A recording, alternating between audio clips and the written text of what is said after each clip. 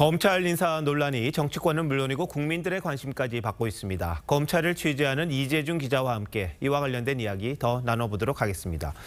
자, 아까 사진을 보니까 이원석 총장하고 이창수 중앙지검장이 오찬장에서 바로 옆자리에 앉았던데 분위기는 어땠다고 합니까? 네, 첫날 분위기 그렇게 나쁘진 않았습니다. 이지검장은 출근하면서 기자들과 만난 자리에서 김건희 여사 소환 조사에 대해서 가능성을 열어놓으면서 이원석 총장의 방침에 다소 부합하는 이런 태도를 보여줬습니다. 이지검장은 김 여사 관련 사건을 수사하고 있는 형사 1부와 반부패 수사 2부 부장검사들로부터 대면으로 보고를 받았습니다. 다만 이원석 총장은 새로 부임한 검사장들과 가진 오찬에서 다소 의미심장한 이야기를 했습니다. 인생길은 꽃길이 아니라 가시밭길이라면서 신임 검사장 여러분들 마냥 축하만 할 수 없는 어려운 상황이다 이렇게 이야기를 했습니다. 네, 잠시 소강 상태다 이렇게 봐도 될 것 같은데 근데 여권에서는요 불만이 있더라고요. 이원석 총장이 김건희 여사 수사에만 속도를 내고 이재명 대표 부인 김혜경 씨나 그리고 문재인 전 대통령의 부인 김정숙 여사 관련 사건은 아예 손도 안 댄다 이런 불만이 좀 있던데.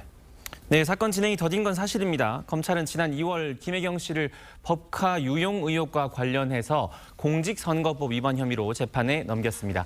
하지만 여러 가지 의혹들 중에 10만 4천 원을 사용한 사건에 대해서만 기소를 했고 이후로도 별다른 처분 없이 수사가 계속 답보 상태입니다. 김정숙 여사 관련 수사는 더욱 더디게 진행이 되고 있습니다.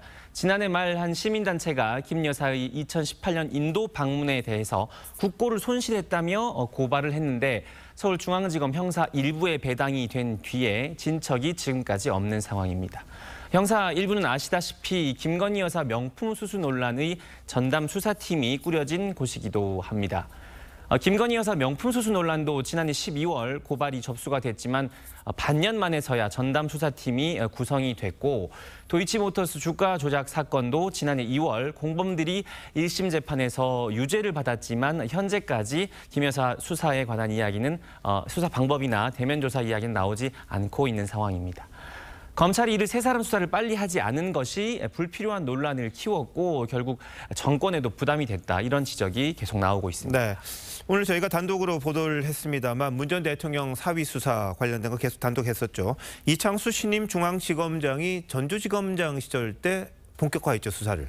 네, 맞습니다. 이 사건이 전주지검이 2011년부터 있었던 사건인데 지난해 9월에 이창수 지검장이 전주에 부임한 뒤에 사건이 수사 속도가 나기 시작을 했습니다.